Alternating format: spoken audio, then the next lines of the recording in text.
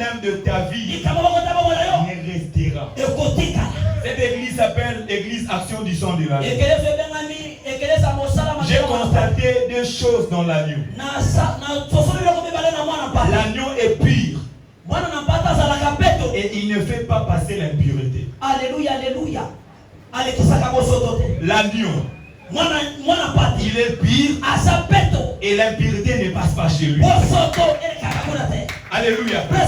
Ce qui veut dire, quel que soit le niveau de l'impureté qui est dans ta vie, plus tu viens chez l'agneau, l'impureté ne passera pas. Alléluia. Amen. Nous sommes une église qui doit préparer les hommes et femmes aussi à la vie éternelle. Si on s'intéresse seulement sur les bases choses ici, il n'y a rien d'extraordinaire. Amen. Amen. L'agneau, il est compliqué. Il n'est pas fort. Mais il ne se gagne pas aussi facilement. L'agneau, il ne provoque pas les gens. Mais ne les provoque pas aussi. Le sang de l'agneau, c'est le sang qui a la purification.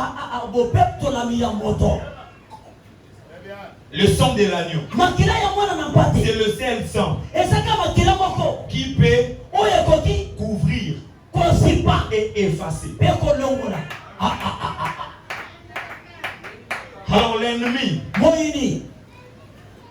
il sait ces choses. Il veut te faire comprendre que toi, ta vie, c'est seulement Chine, États-Unis, Canada, Kinshasa. À part ça, il y a les choses les plus glorieuses. Cherchons à remplir d'abord les visas célestes. C'est le seul visa qui ne va jamais inspirer à ta 100 ans. Alléluia. Oh, il y a trop de cachets. Non. Que Dieu te bénisse. Alors, c'est quoi le plus grand travail de cette alliance? Alléluia. Cette alliance, il est là. Elle est là plutôt pour nous rappeler et nous faire comprendre que nous sommes appelés à la vie éternelle. L'alliance du sang de Jésus, elle est là pour te faire comprendre et pour te rappeler à chaque fois que tu vis, à part tes vestes, à part tes vécus, à part tes villas, la vie éternelle. Elle est là pour te faire comprendre. À part le mariage, les diplômes, la vie éternelle. C'est ça le travail. Deuxième travail, c'est nous rassurer que notre récompense, elle est certaine. Bien aimé, ta récompense est le certain. Si nous voulons un peu compter toutes les fois que tu étais venu à l'église pendant cette année, peut-être c'est au-delà de 7. Mais Dieu a travaillé 6 jours. Le 7e jour s'est reposé. Toi, c'est le 7e jour que tu viens l'adorer. C'est le 7e jour que tu veux s'aimer. C'est le 7e jour que tu viens offrir. Penses-tu que tu seras sans récompense? Il va te récompenser. Dieu va nous récompenser même le fait de quitter nos maisons et venir à l'église. On aura le récompense par rapport à ça. On sera récompensé. Le fait juste de gêner. Gêner seulement. Il y a les hommes que Dieu va récompenser. Et ta récompense, elle est à toi. Tu es appelé à te réjouir. Bien aimé, ta récompense, tu ne vas pas la partager avec ta femme. C'est toi. Ce qui concerne l'œuvre, ce qui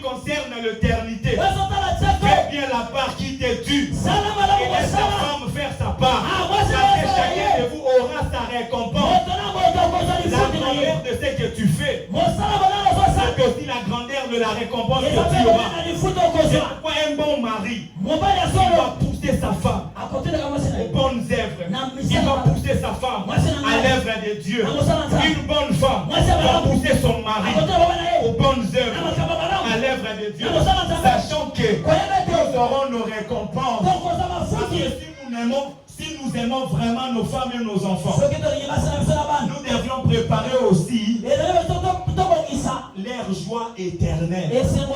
C'est pourquoi les bons parents enseignent à leurs enfants la crainte de Dieu, la foi de Dieu, la foi de l'Église, de la parole de Dieu, de la prière.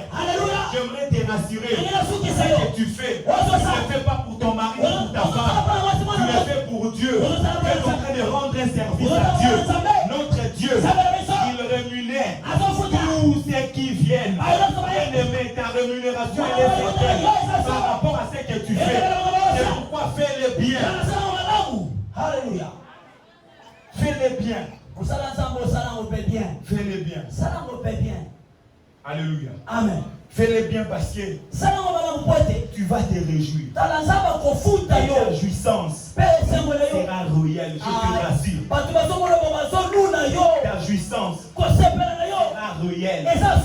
Tu vas toi-même te dire, ce n'est pas en vain que j'ai gêné. Ce n'est pas en vain que je venais chaque jeudi récupérer. Ce n'est pas en vain que je venais mardi pour écouter les enseignements. Ce n'est pas en vain que je faisais le déculte dimanche. Ce n'est pas en vain. Voilà ma récompense. Toi-même tu le verras. Et toi-même tu vas te prosterner devant l'agneau. La récompense est le certaine. Et la personne qui doit se réjouir de ça, c'est toi. Pas une autre personne. Le bénéfice de l'alliance, du sang de Jésus, le premier, le sang de Jésus, nous a délivrés, nous délivre. La Bible nous dit dans le livre des Psaumes 68e, le verset 21, le 20 à 21, béni soit Dieu à chaque fois lorsque nous sommes accablés, il nous délivre. Toujours.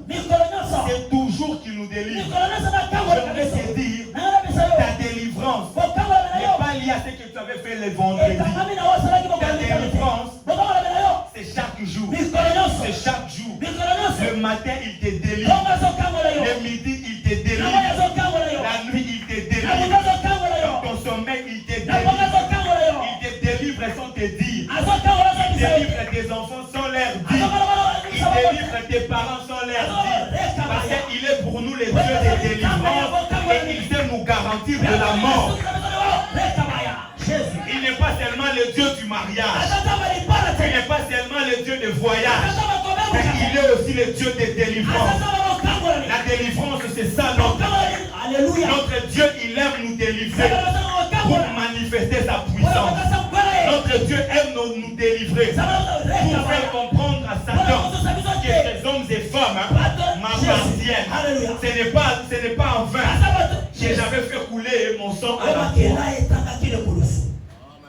Tous les jours, Dieu nous délivre. Deuxième récompense, deuxième bénéfice. L'alliance du sang a ramené à la vie l'esprit de l'homme. Qu'il voyait Adam pendant qu'il avait péché. Le corps, il était en vie. Mais c'est l'esprit qui n'existait plus. C'est pourquoi, lorsque Christ a rendu l'âme, a rendu l'esprit, la première des choses, le corps de saint qui était dans le sépulcre est revenu à la vie. Christ a ramené premièrement à la vie l'esprit de l'homme. C'était l'esprit qui était condamné à la mort. C'était l'esprit qui était mort. C'était l'esprit qui ne vivait plus. Alléluia. C'était l'esprit. C'est pourquoi dans le livre de Matthieu 27, la Bible dit, Jésus poussa de nouveau un grand cri et rendu l'esprit. Dès lors qu'il avait rendu l'esprit, c'était un mystère. Pendant qu'il rendait l'esprit, les autres esprits revenaient à la vie. Pendant qu'il rendait l'esprit, les autres esprits revenaient à la vie. Alléluia. Alléluia. Et il a glorifié aussi les corps. Bien aimé, le corps que tu as, il arrivera un temps. Ce corps-là va revêtir l'immortalité. Nous aurons un corps glorieux. Comme celui du Seigneur Jésus-Christ. C'est le même corps que Dieu nous donnera. Alléluia. C'est quoi l'alliance du sang a ramené l'esprit. C'est pourquoi ton esprit n'a plus le droit de mourir. Ton esprit n'a plus le droit de mourir. Parce que l'esprit de Jésus avait entré dans le séjour des morts. Il allait confirmer la vie de ton esprit. Vous savez, Christ, c'est le seul être qui a respiré dans le séjour des morts. Dans le séjour des morts, il soufflait. On l'a fait refouler. Toi ici, ce n'est pas ta place. Alléluia. Ce n'était pas sa place. Il était juste. Il était venu juste faire un travail, accomplir une mission. Accomplir une mission. Alors, troisième bénéfice. L'alliance du sang nous accompagne dans une période de prodiges et miracles. Dans une période de prodiges et miracles. Écoutez ce que Actes des Apôtres, chapitre 5e, la Bible dit, le verset 12. Beaucoup de miracles et de prodiges se faisaient au milieu du peuple. On a dit beaucoup. Ça veut dire plusieurs. Et le plus grand miracle, c'est de ramener le cœur de l'homme au bas de la croix. C'est ça le plus grand miracle. Ramener le cœur de l'homme au bas de la croix. Ce n'est pas d'abord tu es guéri. Après il tombe, il se relève le même. Que le cœur revienne d'abord à la croix. Alléluia. Praise the living God. C'est ça le plus grand miracle. Ainsi Christ a dit, la génération qui demande le miracle, il n'y aura pas un autre miracle qui vous sera donné. Si ce n'est pas celui de Jonas à Ninive. Pourquoi le miracle de Jonas est ramener le cœur des hommes vers Dieu. Le miracle et le prodige, c'est d'abord ramener le cœur de l'homme vers son Créateur. Jésus.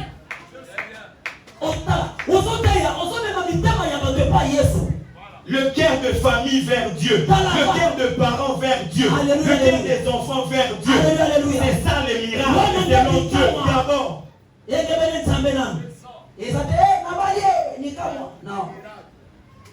Les prodiges et miracles. Et c'était beaucoup. Lorsque le cœur viennent à Dieu, alors il y a des petits miracles qui s'accomplissent. Les maladies, les mariages, ce sont les petits miracles. Que le cœur vienne d'abord à Dieu, et toutes les choses vont se suivre par après. Parce que Dieu a besoin de nos cœurs avant de nous guérir. Il veut te guérir aujourd'hui. Et tu fuis l'église. Il peut te guérir aujourd'hui. Tu fuis ton pasteur. Mais s'il commence d'abord par guérir ton cœur, comme c'est du cœur qui provient de source de vie, et c'est de l'abondance du cœur que la bouche parle. Dès lors que le cœur est guéri, dès lors que le cœur a expérimenté le miracle, il est impossible de fuir Dieu. Parce que ton cœur s'attache maintenant au cœur de Dieu. Et c'est ce cœur s'aime et vous êtes amoureux. Et ce cœur aime. Et vous êtes amoureux. Église, cherchons à ramener le cœur des hommes au bas de la croix. Cherchons a ramené le cœur des familles au bas de la croix. C'est ça le miracle. C'est ça le miracle. C'est le miracle que les apôtres faisaient. Le cœur d'abord, tu es guéri. Tu étais paralytique, tu marches. Alléluia. Mais le cœur vient d'abord au bas de la croix. C'est pourquoi l'apôtre Pierre pouvait dire, le Jésus que vous avez crucifié, c'est lui qui est en train de faire tout ça. Pour que Jésus fasse tout ça, il fait que le cœur puisse d'abord l'expérimenter. L'alliance du sang nous fait entrer dans une période de prodiges et miracles. Et j'annonce, c'est ta saison, c'est ta période de prodiges. Oui, c'est ta période de miracles. Vis les miracles dans ton mariage, vis les miracles dans ta famille, vis les miracles dans tes études, vis les miracles dans tes projets, vis les miracles. Parce que la saison est bonne, la saison est bonne. Alléluia. Tu es appelé à le vivre, bien-aimé. Quatrième bénéfice, l'alliance du sang nous a placé à côté d'une source intarissable. Écoutez, Jean chapitre 7e, la Bible dit, Jean 7, le verset 38. Jean 7, 38. Oh Jésus. La Bible dit ceci. C'est lui qui croit en moi. Des fleuves d'eau vive couleront de son sein. L'alliance du sang de Jésus nous a placés à côté d'une source intarissable. Donc tu ne peux plus sécher. Parce que tu es dans l'alliance. Quand on parle de la source intarissable, c'est là où on ne peut pas sécher. C'est là où ça ne peut pas sécher. Alléluia. Cela veut dire, dans ta spiritualité, ça coule. Dans ton mariage, ça coule. Dans ta famille, ça coule. Dans ton mariage, ça coule. Parce que tu es à côté de la source qui ne peut jamais être tarie.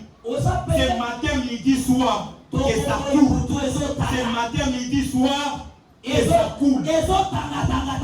Alléluia. Matin, midi, soir. Les fleuves d'eau. Dans ton intimité avec Dieu. Tu faisais une heure. Tu es à côté d'une fleuve d'eau. Alléluia. Jésus. Ça coule. Dans ta vie chrétienne, il n'y a plus moyen que tu sèches. C'est pourquoi aussi fait que nous sommes dans l'alliance. On ne peut pas sécher. On ne peut pas sécher. Rien ne peut te sécher. Parce que tu es à côté de la source intarissable. Je déclare sur toi que tu ne sécheras pas. Dans ta spiritualité, tu ne sécheras pas. Dans ton mariage, tu ne sécheras pas. Tu ne sécheras pas. Ça va couler encore. Ça va couler. Ça va encore couler. Au nom de Jésus. Alléluia. L'alliance du sang de Jésus-Christ nous a donné une identité royale. Une identité royale. 1 Pierre, chapitre 2, verset 9.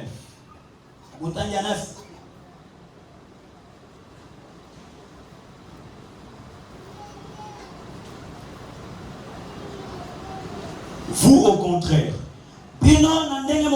vous êtes une race élue, un sacerdoce royal, une nation sainte, un peuple acquis. Vous, au contraire, vous là, c'est qui? C'est nous qui sommes dans l'alliance du sang. Donc Jésus-Christ est le roi des rois. Nous sommes les rois. Lui, il est notre roi. C'est pourquoi la Bible dit, il est le roi des rois. Je n'ai jamais vu un roi qui se plaint à tout moment. À tout moment, il se plaint. Tu es un roi. Tu es un roi. Tu as l'identité royale. Alors arrête de pleurer. Arrête de te tourmenter. Tu as l'identité royale. Tu as l'identité royale. Dans ce bas monde, tu es un roi. Tu es un roi. Que rien ne te trompe, tu es un roi. Et lui, il est le roi des rois. Que toi et moi, nous sommes le roi.